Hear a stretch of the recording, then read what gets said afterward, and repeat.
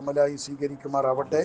ഈ പുണ്യ ദിവസത്തിൻ്റെ ഈ സമയത്തിൻ്റെ ബർക്കത്തുകൊണ്ട് നമ്മുടെ മാതാപിതാക്കളെയൊക്കെ തെറ്റുകുറ്റങ്ങൾ അല്ലാഹു വിട്ടുപുറത്ത് മാപ്പാക്കുമാറാവട്ടെ. നമ്മുടെ മരിച്ചുപോയ മാതാപിതാക്കൾ, ഉസ്താദുമാർ, കുടുംബക്കാർ, നമുക്ക് വേണ്ടപ്പെട്ടവരുടെയൊക്കെ ഖബറുകൾ അല്ലാഹു സ്വർഗമാക്കി കൊടുക്കുമാറാവട്ടെ. അവരെയും നമ്മയും റബ്ബുൽ അവൻ്റെ ജന്നാത്തിൽ നേരിട്ട് ഒരുമിച്ച് അനുഗ്രഹിക്കുമാറാവട്ടെ. ബഹുമാനപ്പെട്ട ഹൗസുല്ലാഹം മുഹീദ്ദീൻ ശൈഖ് റളിയല്ലാഹു തങ്ങളുടെ സ്മരണ പുതുക്കുന്ന ഒരു ദിവസമാണ് മുന്നിലേക്ക് കടന്നു വന്നുകൊണ്ടിരിക്കുന്നത്. നമ്മൾ ഈ മരിച്ചുപോയ ആളുകളെയൊക്കെ ഓർക്കുക, അവരുടെ ആണ്ട് നടത്തുക എന്നൊക്കെ പറയുന്നത് ഈ ഉസ്താദുമാരായാലും നമ്മുടെ ഇമാമുകളായാലും മശായിഖന്മാരായാലും ഇത് വലിയൊരു ലക്ഷ്യമാണ്. എന്തിനാണ് നമ്മളിവിടെ ഇവരെ സ്മരിക്കുന്നത്, എന്തിനാണിത് പറയുന്നതെന്ന് നമ്മൾ ആലോചിക്കാനും നമ്മൾ പഠിക്കാനും ഒരുപാടുണ്ട്. ഇവരാരും ഒരു ദിവസം കൊണ്ട് വലിയ ആളുകളായവരല്ല. നല്ല മഹാന്മാരെന്ന് പറയണം ഹൗസുല്ലാഹ് മുഹീദ്ദീൻ ശൈഖ് തങ്ങളായാലും, അതേപോലെയുള്ള നമ്മുടെ ഇമാമിനെ ഷാഫി റളിയല്ലാഹു അൻഹു, ഇമാം നവവി റളിയല്ലാഹു അൻഹു തങ്ങൾ, കഴിഞ്ഞ ദിവസം മരണപ്പെട്ട ചെറുകര ഉസ്താദ് പോലെയുള്ള ആളുകളൊക്കെ ഒറ്റ ദിവസം കൊണ്ടോ അല്ലെങ്കിൽ സുഖമായ ജീവിതം കൊണ്ടോ ഒരിക്കലും ഉയർന്നവരൊന്നുമല്ല. നമുക്കൊരു തെറ്റിദ്ധാരണ ഇത്തരം വിഷയങ്ങളിലൊക്കെ ഉണ്ട്.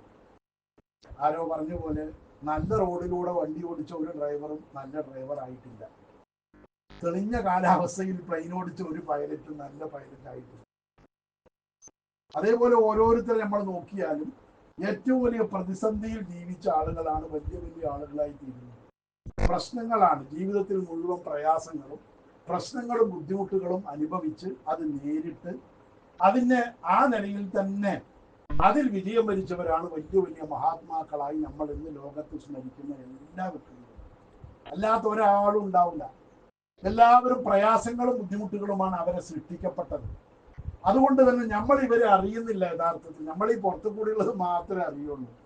നമ്മളെല്ലാവരും വിലയിരുത്തുന്നത് എങ്ങനെയാ? അപ്പൊ നമ്മൾ അറിയുന്ന ഒരാളെ തന്നെ ആയിക്കോട്ടെ, ചെറുകര ഉസ്താദിന് ഇപ്പൊ ആളുകൾ വിലയിരുത്തുന്നത് എങ്ങനെയാ? മൂപ്പർക്ക് ചെറുകരയും നല്ല സുഖമാണ്, മൂപ്പര് നാട്ടുകാര് ശിഷ്യന്മാര് വലിയ ഉസ്താദ് എല്ലാം അങ്ങനെ എല്ലാം അല്ലാന്ന്. മൂപ്പര് അനുഭവിച്ച പ്രയാസങ്ങളും ബുദ്ധിമുട്ടുകളും മൂപ്പരുടെ ജീവിതത്തിൽ വന്ന ബുദ്ധിമുട്ടുകളും പ്രയാസങ്ങളും ആരും അറിയുന്നില്ല. അതറിയാതെ അങ്ങനെ പോവുകയാണ്, അത് വിസ്മരിക്കപ്പെടുകയാണ്. അത് ഓരോരുത്തരെ നോക്കിയാൽ നമുക്ക് അറിയാൻ കഴിയും. അതുകൊണ്ടാണ് ഇഹിയ, നമുക്കറിയാം, ലോക പ്രശസ്തമായ ഇമാം ഗസാലി തങ്ങളുടെ ഇഹിയയുടെ വ്യാഖ്യാനമായ ഇത്ഹാഫ് എന്ന് പറയുന്ന കിതാബിൽ ഒരു ഉദ്ധരണി കാണാം. അദ്ദേഹം പറയും, അതിന്റെ മുസന്നിഫ് സമീഅത്തു ശൈഖൽ ഇമാമൽ വാലിദ, എന്റെ പിതാവ് മഹാപണ്ഡിതനായ ഷെയ്ഖായ എന്റെ വാപ്പ, അതായത് ഇമാമ മുഹമ്മദ് സുബൈദി റളിയല്ലാഹു അൻഹു തങ്ങളാണ് മൂപ്പരുടെ വാപ്പ. ആ വാപ്പാനെ ഞാൻ കേട്ടു, വാപ്പ പറയുന്നത് കേട്ടു, ലാ യഖ്ദിറു അഹദുൻ അൻ നബിയ്യ സ്വല്ലല്ലാഹു അലൈഹി വസല്ലം ഹഖ ഖദ്രിഹി ഇല്ലല്ലാഹു തആല. അല്ലാഹു അല്ലാതെ ഒരാൾക്കും റസൂലുള്ളാഹിനെ മനസ്സിലായിട്ടില്ല, ഒരാൾക്കും റസൂലുള്ളാഹിനെ മനസ്സിലാക്കാൻ കഴിഞ്ഞിട്ടില്ല. ലോകത്ത് ഒരാൾക്കും റസൂലുള്ളാഹിനെ തിരിഞ്ഞിട്ടില്ല. തിരിഞ്ഞത് ആർക്കാണ്? അത് അള്ളാഹ്ക്ക് മാത്രമാണ് എന്ന് പറഞ്ഞിട്ട് അദ്ദേഹം പറയുന്നു, വൈന്നമായ അരിഫ്, ഓരോരുത്തരും വൈന്നമായ അരിഫ് കുല്ലു വാഹിദിൻ മിൻ മിഖ്ദാരിഹി ബി മിഖ്ദാരി മാ ഇൻദഹു ഹുവ. ഓരോരുത്തരും മറ്റുള്ളവരെ മനസ്സിലാക്കുന്നത് ഏതവസ്ഥ വെച്ചിട്ടാ? അവനവന്റെ അവസ്ഥ വെച്ചിട്ടാണ്.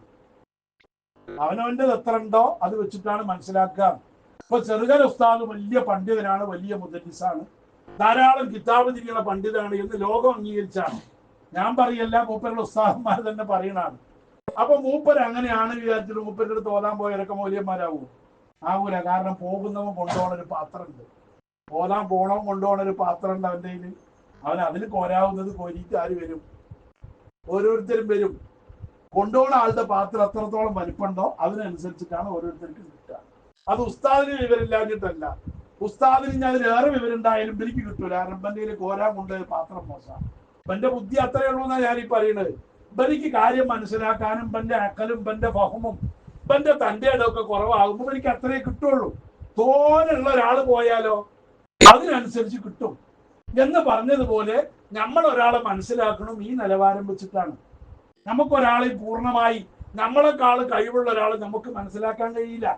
ഒരു എഞ്ചിനീയറെ മനസ്സിലാക്കണമെങ്കിൽ അതിലേറെ കഴിവുള്ള ഒരു എഞ്ചിനീയർ ആവണം. ഒരു ഡോക്ടറെ ശരിക്കും മനസ്സിലാക്കണമെങ്കിൽ അതിലേറെ കഴിവുള്ള ഒരു ഡോക്ടർ ആവണം. ഒരു ആലിമിനെ മനസ്സിലാക്കണമെങ്കിൽ അതിലേറെ ഇൽമുള്ള ഒരു ആലിമായി മാറണം. നമ്മൾ ആലോചിക്കണം.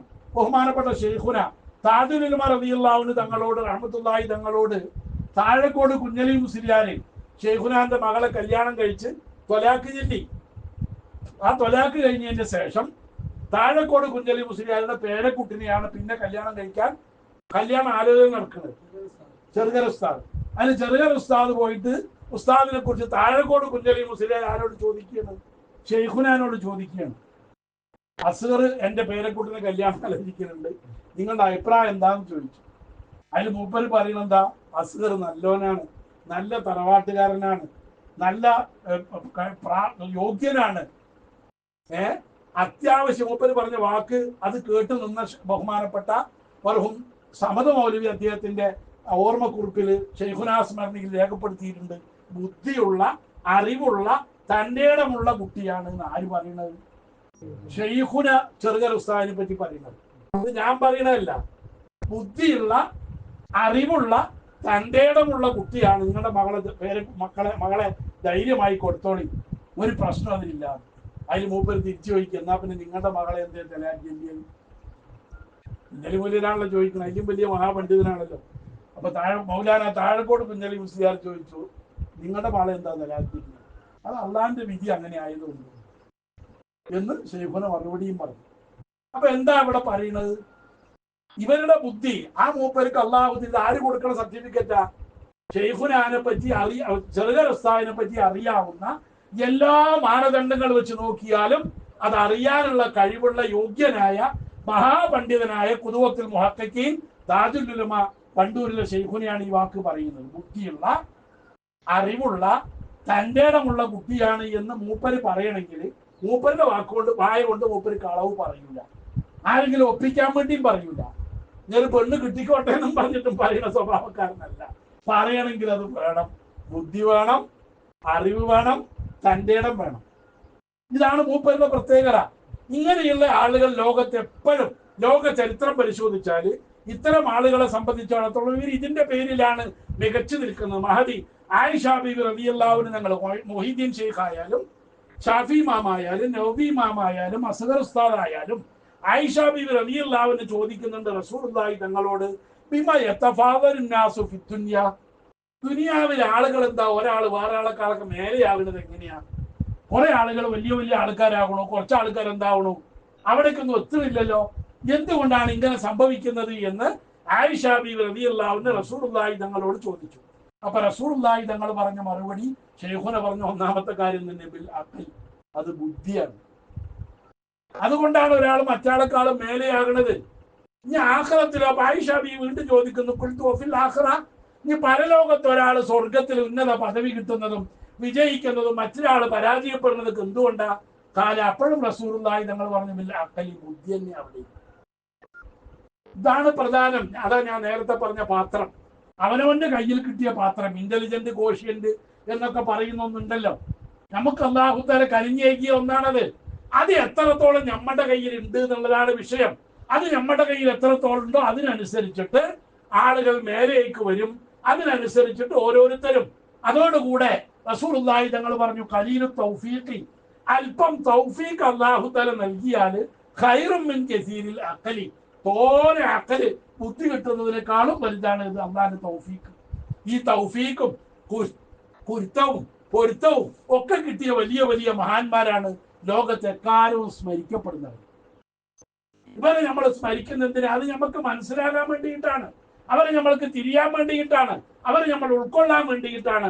അതുകൊണ്ട് തന്നെ അവരെ ഉൾക്കൊള്ളാനും മനസ്സിലാക്കാനും നമ്മൾ ശ്രമിക്കണം. അപ്പൊ അവരെ സംബന്ധിച്ചിടത്തോളം പ്രശ്നങ്ങളാണ്, എപ്പോഴും പ്രശ്നങ്ങൾ. അവരെ അംഗീകരിക്കാനൊന്നും ആളുണ്ടാവില്ല.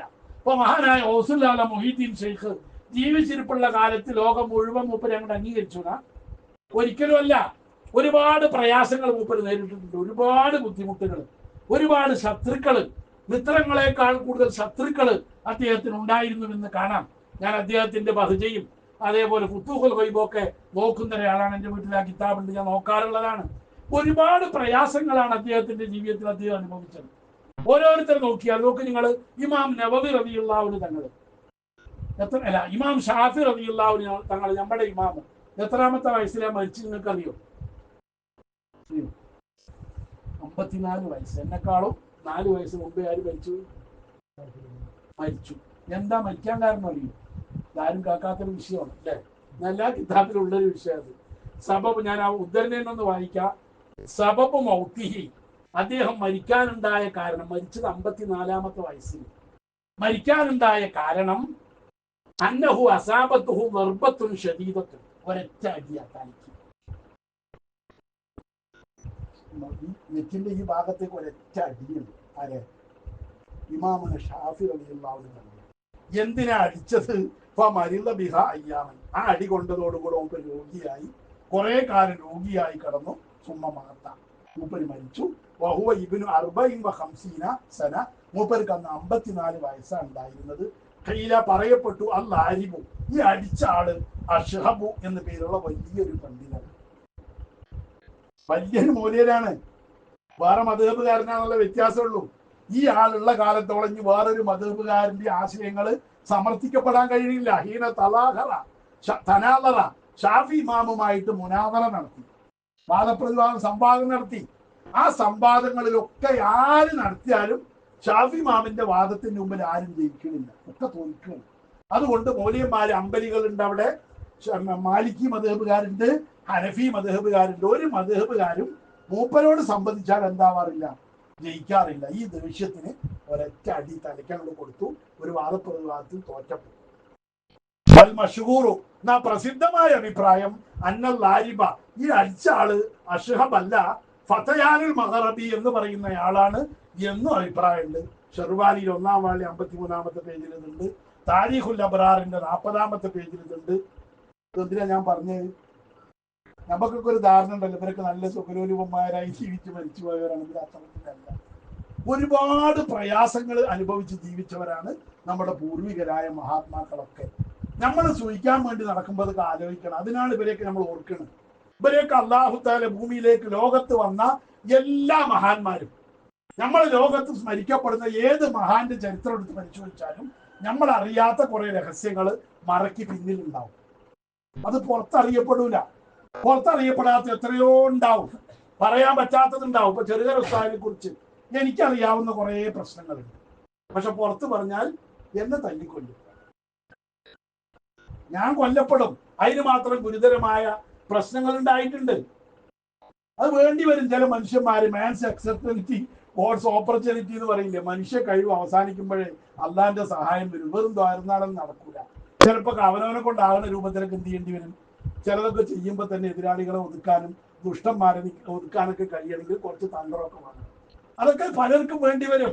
അങ്ങനെയാണ് ലോകത്ത് കഴിഞ്ഞു പോയവരൊക്കെ. അതുകൊണ്ടാ ഐൻസ്റ്റീൻ, ആൽബർട്ട് ഐൻസ്റ്റീൻ, ലോക പ്രശസ്ത ആൽബർട്ട് ഐൻസ്റ്റീൻ പറഞ്ഞൊരു വാക്കുണ്ട്, great spirits have always encountered violent opposition from mediocre mind. സാധാരണക്കാരായ ആളുകളിൽ നിന്ന് ഒരുപാട് മർദ്ദനങ്ങള്, പ്രശ്നങ്ങള്, പീഡനങ്ങള് ആരനുഭവിക്കേണ്ടി വരാറുണ്ട്? മഹാന്മാര് ലോകത്ത് എപ്പോഴും അനുഭവിച്ചിട്ടുണ്ട്. കാരണം ഇവർക്ക് ആളെ തിരിയൂല. പ്രശ്നം എന്താ? ആളെ തിരിയൂല. ഇവരെന്താ ഉദ്ദേശിക്കണം അവർക്ക് മനസ്സിലാവൂല. ഇവര് പറയുന്നത് തിരിയൂല. ഇവരുടെ പ്രവർത്തനം എന്താന്ന് മനസ്സിലാവൂല. അതാ മഹാന്മാരായ ഔലിയാക്കളും ആരിഫ്യങ്ങളൊക്കെ പറയുന്നുണ്ട്,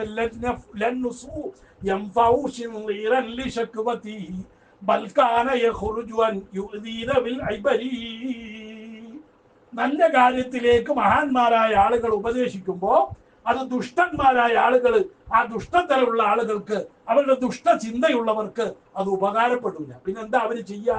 അവര് ആ സമയത്ത് ആ ഉപദേശിച്ചവർ അവർ ഉപദ്രവിക്കാനുള്ള മാർഗം നോക്കുക. ഇയാളെ വഷളാക്കാൻ എന്താ മാർഗം? ഇയാളെ ദ്രോഹിക്കാൻ എന്താ മാർഗം? ഇയാളെ നശിപ്പിക്കാൻ എന്താ മാർഗം?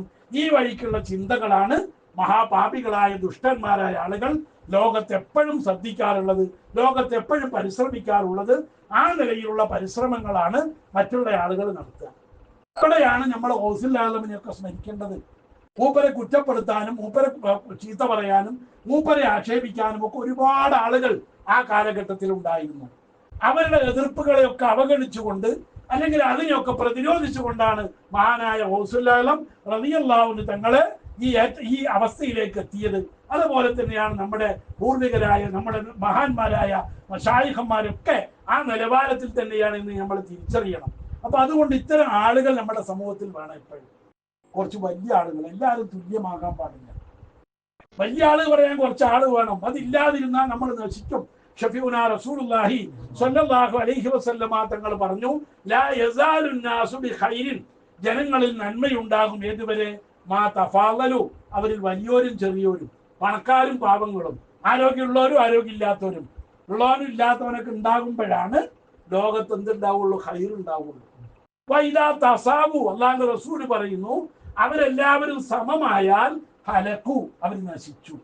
സോഷ്യലിസം പൂർണ്ണമായാൽ ആ സമൂഹം നശിക്കും, പിന്നെ ആ സമൂഹത്തിന് നിലനിൽപ്പില്ല.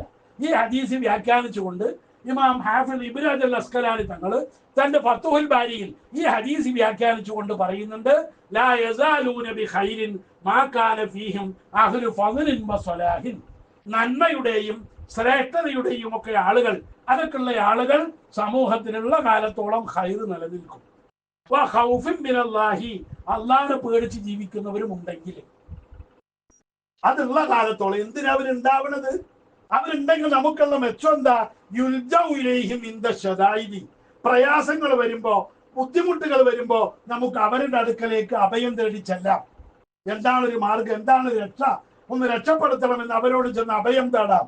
വയുസ്തശ്ഫാ ബി ആറായിഹിം, പ്രയാസങ്ങളിൽ നിന്ന്, വിഷമങ്ങളിൽ നിന്ന് രക്ഷപ്പെടാൻ വേണ്ടി അവരോട് ചെന്നിട്ട് അവരോട് അവരുടെ അഭിപ്രായങ്ങൾ കൊണ്ട് ശിഫ തേടപ്പെടാം, ശമനം തേടപ്പെടാം. വയുത്തബറക്കു ബി ദുആഇഹിം, അവരെ കൊണ്ട് ദ്വാരപ്പിച്ചിട്ട് ബർക്കത്തെടുക്കപ്പെടാം. അങ്ങനത്തെ നല്ല ആളുകൾ സമൂഹത്തിൽ വേണം. വയൂഖദു ബി തഖ്വീമിഹിം വആസാരിഹിം, അവരുടെ മാതൃകകൾ പിൻപറ്റിയിട്ടും അവര് പറഞ്ഞു തരുന്നത് പോലെ പ്രവർത്തിച്ചിട്ടും ഒക്കെ നമുക്ക് എന്ത് ചെയ്യാം, നേരായ മാർഗത്തിലൂടെ മുന്നോട്ട് പോകാം. അതിനാര് വേണം? കുറച്ച് വലിയൊരു സമൂഹത്തിൽ വേണം. അവരാണ് ഈ മരിച്ചു പോണ ആൾക്കാർ. നമ്മൾ ശ്രദ്ധിക്കണം, ഇത് കുറ്റിയേറ്റ് പോവുകയാണ് ഈ വംശം, ഈ അവസ്ഥ. ബഹുമാനപ്പെട്ട കേരള സംസ്ഥാന ജംഇയ്യത്തുൽ ഉലമയുടെ സ്ഥാപക മുഷാവർ അംഗങ്ങളിൽ ഇനി അവശേഷിക്കുന്നത് ബഹുമാനപ്പെട്ട കിടങ്ങഴി ഉസ്താദ് മാത്രമാണ്. ബാക്കി എല്ലാവരും പോയി. ആ തലമുറയോട് അവസാനിക്കുകയാണ്. അല്ലാഹു തആല അദ്ദേഹത്തിന് ദീർഘായുസ്സും ആഫിയത്തും നൽകി അനുഗ്രഹിക്കുമാറാവട്ടെ. ഹാഫിദ് ഇബ്നു ഹജർ അസ്കലാനി ഫത്ഹുൽ ബാരിയുടെ 13-ാമത്തെ വാള്യം 18-ാമത്തെ പേജിൽ ഈ ഹദീസ് ഉദ്ധരിച്ചുകൊണ്ട് വിവരിക്കുന്നത് കാണാം.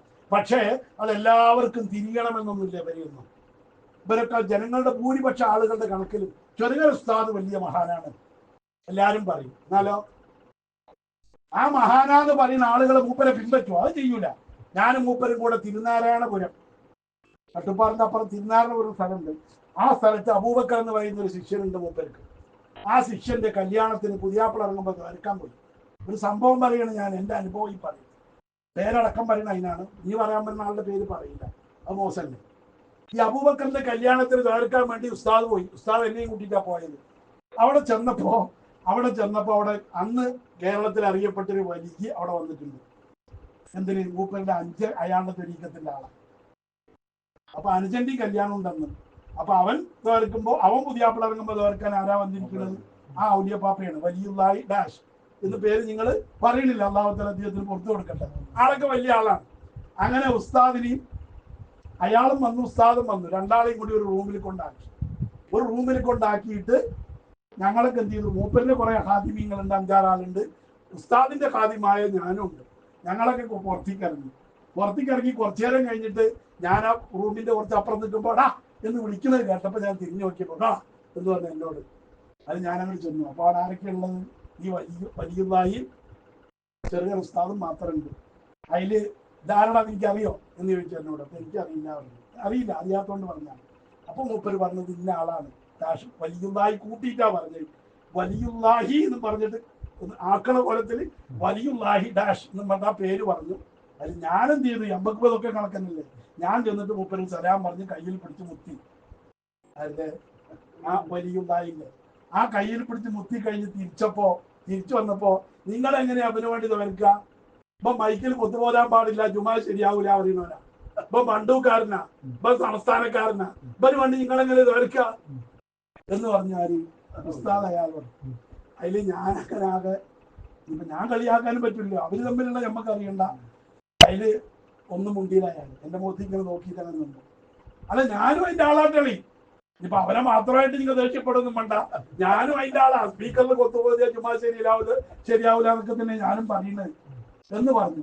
അതിൽ ഇയാൾ ഇങ്ങനെ നിങ്ങൾ നോക്കുകയാണ്. അതിൽ ചോദിച്ചു, അല്ല നിങ്ങളുടെ അഭിപ്രായം എന്താ? സ്പീക്കറിൽ കൊത്തുപോയിട്ട് ജുമാ നിൽക്കാൻ ചലാ ജുമാ സഹിയാവോ? അത് ആകൂല. എന്താ നിങ്ങളുടെ അഭിപ്രായം ചോദിച്ചു ആരോട്? ഈ വലിയുള്ളാഹിനോട്. അപ്പൊ ഈ വലിയുള്ളാഹി ഒന്നും മുണ്ടില്ല. കുറെ നേരം കഴിഞ്ഞപ്പോ നിങ്ങളോടാ ഞാൻ ചോദിച്ചത്, കേട്ടില്ലേ? ചെറുകാർ ഉസ്താദിനെ അറിയുന്നവർക്ക് അറിയും. ദേഷ്യം വന്നാൽ ഒച്ച കുറച്ച് കൂടുതൽ പോകും. ആരോടാ ദേഷ്യപ്പെടുന്നത് മൂപ്പർക്ക് ഒരു പ്രശ്നമൊന്നുമല്ല. അതിന്റെ ഒച്ചയിൽ നിങ്ങളോടാ ഞാൻ ചോദിച്ചത്. ജുമാ സ്പീക്കറിന് കുത്തുപോലെ ജുമാ ശരിയാവുമെന്നാ ഞാൻ ചോദിച്ചത് എന്ന് പറഞ്ഞു മൂപ്പരോട്. അപ്പൊ ഇയാള് പറഞ്ഞു ഞാനത് പഠിച്ചിട്ടില്ല.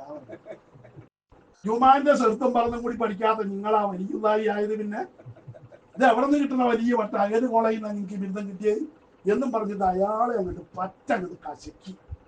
ഞാൻ ആകെ വിഷമത്തിലാട്ടോ. ഞാനതിന് ആളൊന്നുമല്ല. ഞാൻ അയാളെ കളിയാക്കാനൊന്നും കുടിക്കില്ല. എനിക്ക് ഇയാൾക്ക് ഇങ്ങോട്ട് കലികായിരുന്നു. അയാൾ അവിടെ ചൂടായിട്ട് ഇതൊക്കെ ഒച്ചട്ടപ്പോ അയാളുടെ ഖാദിമ്യങ്ങളും മുരീദന്മാരെ കൂടി വന്നു. പോവാ വെള്ളം കൂടി കുടിച്ചിട്ടില്ല, ചോറും കഴിച്ചിട്ടില്ല, വെള്ളവും കുടിച്ചിട്ടില്ല. ആ കാളനയുള്ളൂ അവിടെ. ദ്വാരക്കാൻ പുതിയാപ്പിള ഇറങ്ങാൻ ആയിട്ടില്ല.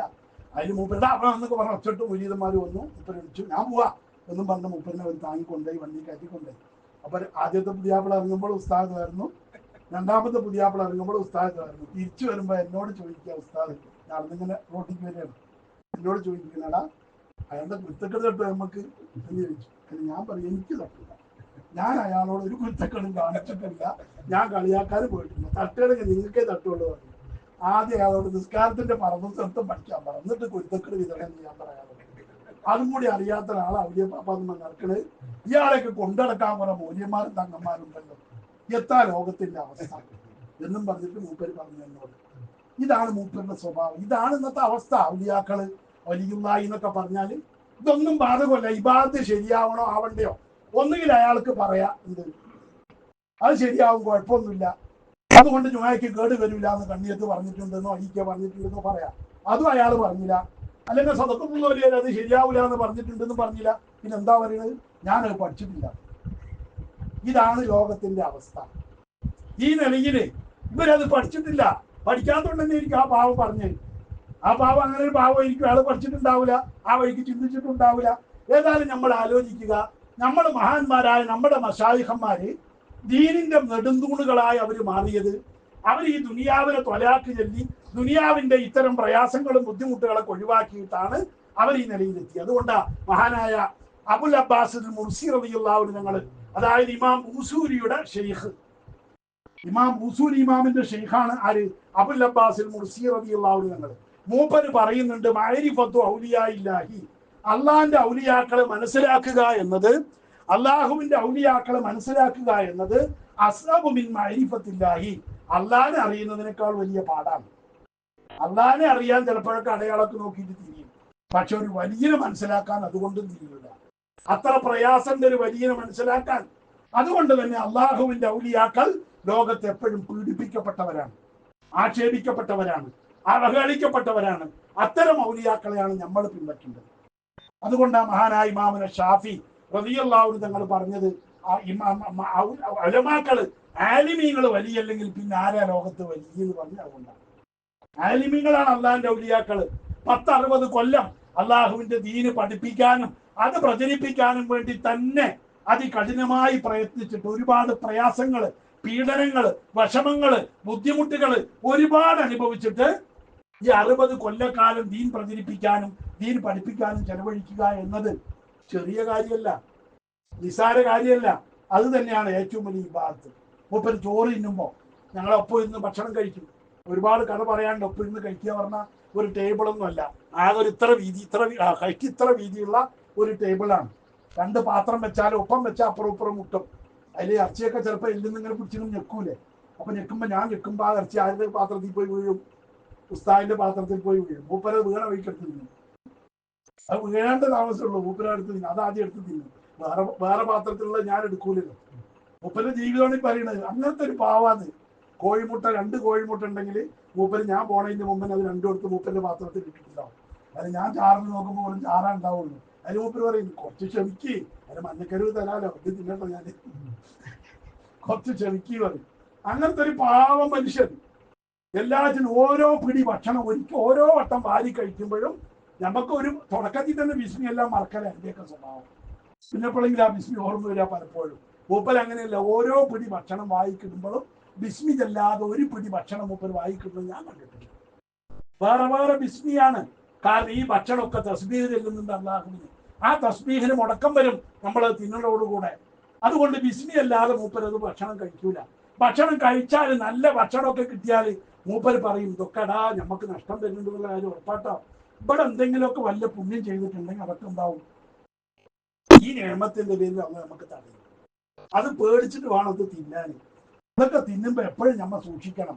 പട്ടിണി കിടന്നാൽ അത്രയും നമുക്ക് അവിടെ വല്ല മെച്ചം കിട്ടും എന്ന് പറയുകയും അത് എന്നോട് തന്നെ പറയുകയും അങ്ങനെ തന്നെ ഭക്ഷണത്തിന്റെ കാര്യത്തിലും ജീവിതത്തിലെ സുഖങ്ങളുടെ കാര്യത്തിലൊക്കെ സഹിക്കുകയും ചെയ്യുന്ന സ്വഭാവം. ഇതാണ് സുഹൃദ് എന്നൊക്കെ പറയുന്നത്. ഈ സാഹിദീങ്ങളാണ് അള്ളാഹിന്റെ ഔലിയാക്കന്മാരിലെ ഏറ്റവും ഉന്നത പദവിയിലുള്ള ആളുകൾ. ഏതായാലും ഞാൻ നീട്ടി പറയാൻ സമയമില്ലാത്തതുകൊണ്ട് ചുരുക്കട്ടെ. അത്തരം മഹാത്മാക്കൾ അത് വളരെ അപൂർവമാണ് സമൂഹത്തിൽ ഉണ്ടാവുക.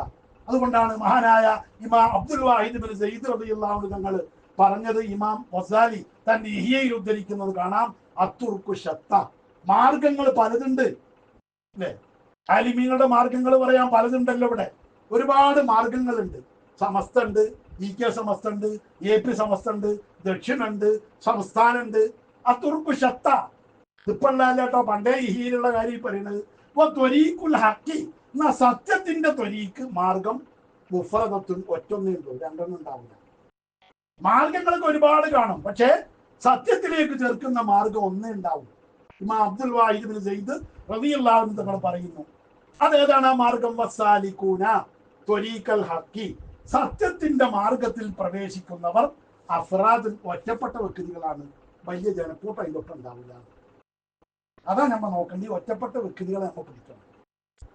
നമ്മൾ ജനക്കൂട്ടത്തിൽ നോക്കിയിട്ട് അവരല്ലേ ഭൂരിപക്ഷം, അവരല്ലേ തോനെ, അവർക്കല്ലേ ആൾക്കാര്, അവർക്കല്ലേ ഒച്ചയും ബഹളവും. അതല്ല, ഈ ഒറ്റപ്പെട്ട വ്യക്തികളാണ്. എന്നിട്ട് മൂപ്പര് പറയല്ല യുറഫൂന, അവരറിയപ്പെടില്ല. അവരെ ആളുകൾക്ക് അറിയൂല, അവരറിയപ്പെട്ടവരൊന്നും ആയിരിക്കൂല. വലാ തദ്രീ മഖാസിദഹും, അവരുടെ ഉദ്ദേശം എന്താണെന്ന് നിനക്ക് മനസ്സിലാവില്ല. അവരങ്ങനെ പാവങ്ങളായിട്ട് അങ്ങനെ ജീവിച്ചു പോകും. വഹും അലാ മഹ്ലിൻ, അവരവരുടെ പതുക്കെ, അവരുടെ കാര്യങ്ങളൊക്കെ പതുക്കെയാണ് അല്ലെ, പതുക്കെയാണ്, പതുക്കെ പെട്ടെന്നൊന്നും ഉണ്ടാവില്ല. പിന്നെയോ യംഷൂന, പതുക്കെ അങ്ങനെ നടന്നു പോകും. കുസാദു, അവർ മധ്യവർത്തികളാണ്. അതായത് ഇഫ്രാത്തും തഫ്രീത്തും ഇല്ലാത്തവരാണ് ഹക്കിന്റെ ആളുകൾ. മനസ്സിലാണ്ടോ? അധികമില്ല. ഇഫ്രാത്ത് എന്ന് പറഞ്ഞാല് അമിതമാക്കുക, അതിര് വിടുക, കൂടുതലാക്കുക, ഉള്ളതിനേക്കാളും കുറച്ച് കൂട്ടിക്കൊടുക്കുക. തഫ്രീത്ത് പറഞ്ഞാൽ ഉള്ളതിൽ കുറച്ച് ഒഴിവാക്കുക. മുജാഹിദും ജമാഅത്തൊക്കെ കണ്ടില്ലേ, പലതും ഒഴിവാക്കല്ലേ.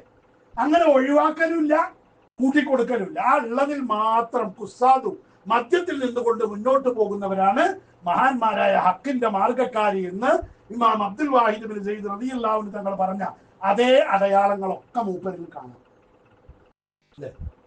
ഇതിൽ അതൊക്കെ കാണും. അള്ളാഹിന്റെ ഔലിയാക്കന്മാര് പറഞ്ഞ അവരാണ്. അവർക്ക് പേരും പെരുമയൊന്നും ഉണ്ടാവില്ല. അവരതിനു വേണ്ടി ജീവിക്കുന്ന ആളുകളുമല്ല. അത് അവർക്ക് താല്പര്യം ഉണ്ടാവില്ല. പക്ഷെ ഹക്കിന്റെ ഒപ്പം എനിക്കൊക്കെ ഉണ്ടാവില്ല. ഇപ്പൊ തിരുപ്പനച്ചി മൈമൂലരുടെ ഉസ്താദ് അരിമ്പ്ര അബൂബക്കർ മുസ്ലിയാര് എവിടെ ജുമായ്ക്ക് കൂടിയിരുന്നത്? മൂപ്പരുടെ മഹല്ല് അരിമ്പ്രയാണ്. പക്ഷെ ജുമായ്ക്ക് മുറയൂർക്കാവില്ല. വണ്ടി പിടിച്ച് മുറയൂർക്ക് ജുമായ്ക്ക് വരും എല്ലാ വെള്ളിയാഴ്ചയും. 11 മണിയാകുമ്പോഴേക്ക് പള്ളിയിൽ വരും. എന്നിട്ട് എന്തെങ്കിലുമൊക്കെ ഒരു കിതാബ് ഇല്ലേ, അത്ര പക്കം കണ്ടിട്ടില്ലേ? എന്നിട്ട് എന്തെങ്കിലും ഒരു കിതാബിന്റെ മസേല എന്തെങ്കിലും ഉണ്ടാവും. ചിലപ്പോൾ ആരെങ്കിലും അവിടെ എന്തെങ്കിലും പറഞ്ഞിട്ടുണ്ടാവും. അത് വന്ന് ചോദിക്കണം, അതിന് ഞാൻ മറുപടി പറയണം. അത് അതാക്കണം ഇതാക്കണം എന്നൊക്കെ പറഞ്ഞിട്ടായിരിക്കും വരിക. അങ്ങനെ മൂപ്പര് വരും. ഒരു ദിവസം ഞാൻ ചോദിച്ചു, നിങ്ങൾ എത്ര ബുദ്ധിമുട്ടിച്ച് എന്തിനാപ്പ് നിങ്ങളുടെ മാലിന്യ പള്ളി അവിടെ ഇട്ടിട്ട് ഇങ്ങോട്ട് വരുന്നതെന്ന് ചോദിച്ചു. നിങ്ങൾ എന്തിനാ അവിടെ ഇങ്ങനെ കൊത്തുപോകുന്നത് ചോദിച്ചു. അയാൾ EK അബൂബക്കർ മുസ്ലിയുടെ ശിഷ്യനാണ്. EK അബൂബക്കർ മുസ്ലിയുടെ ദർസിൽ ഓതിയ ആളാണ്. കുറെ കാലം ദർസ് നടത്തിയ മൗലിയരുമാണ്. അപ്പൊ അയാൾക്കറിയാം നിങ്ങളെന്താ ഇങ്ങനെ കൊത്തുപോകുന്നത്, അതുകൊണ്ടാണ് ഇങ്ങനെ വരുന്നത്. അപ്പൊ അയാൾക്ക് അതുകൊണ്ടാണ് അങ്ങോട്ട് ജുമായ്ക്ക് വരുന്നത്. അയാളുടെ മഹലിലും കുത്തുബല്ല, തൊട്ട് പള്ളിയിലാഞ്ഞിട്ടൊന്നുമല്ല. അപ്പൊ ഇതുപോലെ അള്ളാഹിന്റെ ഔലിയാക്കന്മാര് പറഞ്ഞ ഇവരാണ്. അപ്പൊ ഞാൻ മൂപ്പർ നജീബ് ഉസ്താദിനോട് മൗലാനോട് ഒരു ദിവസം ചോദിച്ചിട്ടുണ്ട്, അരിമ്പറ പോക്കറിൽ നമ്മളുടെ ആളാണ്, നമുക്ക് ഒരു ദിവസം ദാറസുന്നിൽ എന്തെങ്കിലും ഒരു പരിപാടിക്ക് മൂപ്പരെ വിളിച്ചാലോ ചോദിച്ചു. അയാൾക്ക് എന്തെങ്കിലും കിട്ടുന്നത് കിട്ടിക്കോട്ടെ, എങ്ങനെ ഈയായിട്ട് അത് കിട്ടിയാക്കണ്ടാവും. കാരണം ജീവിക്കണം. ഇങ്ങനെ ആരെങ്കിലും ദ്വാരക്കാൻ കൊണ്ടുപോയിട്ടാണ് നമ്മൾ ദ്വാരക്കാൻ വിളിച്ചു പറഞ്ഞ് നമ്മുടെ ആളാന്ന് അറിഞ്ഞാൽ എന്ത് ചെയ്യും? പിന്നെ അവരാരും വിളിക്കില്ല. അയാൾക്ക് എന്തെങ്കിലും കിട്ടുന്നത് കിട്ടിക്കോട്ടെ, നീ എന്തിനായാലും കിട്ടിയാക്കാൻ. നമുക്ക് അത്രേ ഉള്ളൂ. നമ്മൾ അങ്ങനെയാണ് ജീവിക്കുന്നത്. നമ്മുടെ മഹാന്മാര് കുസാദ്, ആ മധ്യവർത്തികളാണ്. അധികമില്ല, കുറവുമില്ല. അതാണ് നമ്മുടെ മശായിഖന്മാരുടെ ശൈലി. അത് തന്നെയാണ് ഗൗസുൽ ശൈലി. മൂപ്പർ അധികമാക്കാൻ ഒന്നിനും സമ്മതിക്കില്ല. ഒരു ഇബാദത്തിലും കൂട്ടിക്കൊടുക്കണ പരിപാടി മൂപ്പർക്കില്ല. ഒരു ഇബാദത്ത് ഉള്ളത് കുറയ്ക്കണ പരിപാടിയും ആർക്കില്ല, ഗൗസുല്ലാമില്ല. ഉള്ളത് അതുപോലെ ചെയ്യുക. അതുകൊണ്ടാണ് മുഹീദ്ദീൻ എന്ന് മൂപ്പർക്ക് പേര് വന്നത്. അതാണ് വേണ്ടത്. ചത്ത ദീനിനെ, നഷ്ടപ്പെട്ടു പോയ സുന്നത്തുകളെ ജീവിപ്പിക്കുക, ഇല്ലാത്തത് ഇങ്ങനെ ഉണ്ടാക്കി തീർക്കുക എന്നല്ല. ഇപ്പൊ നമ്മക്കൊക്കെ താല്പര്യം എങ്ങനെയാ? ഞാൻ മൂവാറ്റുപുഴ ജോലി ചെയ്തപ്പോ അവിടെ 10 സ്വലാത്താണ് നിസ്കാരം കഴിഞ്ഞാൽ. അപ്പൊ എന്താന്ന് ചോദിച്ചപ്പോ പറഞ്ഞത്, അതിന് മുമ്പുള്ളൊരു മൂല്യം 3 സ്വലാത്ത് ചെയ്തു നിസ്കാരം കഴിഞ്ഞാൽ. പിന്നെ വന്നൊരു സക്കാഫിയാണ്, അയാളതിന് എത്രയാക്കി? 10 ആക്കി. അപ്പൊ ഞാൻ ചെന്നിട്ട് എത്രയാക്കി? ഞാനതിന് പൂജ്യമാക്കി. അല്ലാത്ത കാട്ടുന്നു. ഞാൻ പറഞ്ഞതിനും സ്വലാത്ത് വാരിതായിട്ടില്ല, നമ്മുടെ പൂർവികരാത് ചെയ്തിട്ടില്ല. നിസ്കരിക്കാൻ കൂടുന്ന ആൾക്കാർക്ക് തിരക്കും ബുദ്ധിമുട്ടൊക്കെ ഉണ്ട്, അവർക്ക് സലാം വീട്ടിയാൽ പോകണം. അതിൽ കൂടാത്തവനൊക്കെ നിങ്ങൾ വഹാബിയാക്കല്ലേ ചെയ്യുക. അതുകൊണ്ട് അത്തരം സലാത്തൊന്നും ശരിയല്ല, അതിനോട് എനിക്ക് യോജിപ്പില്ല, ഞാൻ ചെല്ലില്ല. നിങ്ങൾക്ക് നിർബന്ധമുള്ള ആളുകൾ ഇനി ചെല്ലിക്കോളി, എനിക്ക് പോകുന്നതിന് പോയിക്കോട്ടെ, ഞാൻ ചെല്ലില്ല. ഞാനത് ഒഴിവാക്കി. അതാ വേണ്ടത് അവിടെ. അതാ സുന്നത്തിന് ജീവിപ്പിക്കുക പറഞ്ഞാൽ. ഒരു സുന്ന, ഒരു ബിദ്അത്ത് പുതുതായി ഇത്തരം നാട്ടാചാരം അത് ഇത് ഉണ്ടാക്കുമ്പോൾ എന്തുണ്ട്, ഒരുപാട് സുന്നത്തുകൾ അവിടെ നഷ്ടപ്പെട്ടു പോകുന്നുണ്ട്. അതായത് പരത്തി പറയാൻ അവിടെ സമയമില്ലാത്തതുകൊണ്ട് ചുരുക്കട്ടെ. അതുകൊണ്ട് നമ്മുടെ മഹാന്മാരായ മശായിഖന്മാര് ഒക്കെ അള്ളാഹുവിന്റെ ഇഷ്ടത്തിൽ ജീവിച്ച, ദുനിയാവിനെ തൊലാക്കിയല്ലി തൊല്ലഖുദ്ദുനിയ ഫിത്തന, ദുനിയാവിന് വേണ്ടി ആ ദുനിയാവിനെ തൊലാക്ക് ചെല്ലുകയും ദുനിയാവിന്റെ ഫിത്തനയിൽ പെടാതെ ജീവിക്കുകയും ചെയ്ത ആളുകളാണ്. അവർക്ക് ആഖിറമാണ് വലുത്. മഹാന്മാരുടെ അത്തരം അവരുടെ ആഖിറത്തെ അല്ലാഹു തആല വിശാലമാക്കി കൊടുക്കുമാറാവട്ടെ, സ്വർഗം നൽകി അനുഗ്രഹിക്കുമാറാവട്ടെ. അവരുടെ ഹക്ക് കൊണ്ട്, മദത് കൊണ്ട് റബ്ബ് തആല നമ്മുടെ പാപങ്ങളൊക്കെ വിട്ടുപുറത്ത് മാപ്പാക്കുമാറാവട്ടെ. നമ്മെയും അവരെയും അവരുടെ ജന്നാത്തിന്റെ അഴിമിൽ ഒരുമിച്ചൂട്ടി അനുഗ്രഹിക്കുമാറാവട്ടെ. നമ്മുടെ കുടുംബത്തിലുള്ള ബലാ, മുസീബത്തുകൾ, പ്രയാസങ്ങൾ, ബുദ്ധിമുട്ടുകളൊക്കെ നീക്കി തരുമാറാവട്ടെ. ആഗ്രഹങ്ങളൊക്കെ സഫലമാക്കി തരുമാറാവട്ടെ. എല്ലാ നല്ല ഉദ്ദേശങ്ങളും സഫലമാക്കുമാറാവട്ടെ. ഖൈറും ബർക്കത്തും നൽകി അനുഗ്രഹിക്കുമാറാവട്ടെ. ജീവിക്കുന്ന കാലത്തോളം ഇസ്സത്തിലും അഭിമാനത്തിലും ജീവിപ്പിക്കുമാറാവട്ടെ.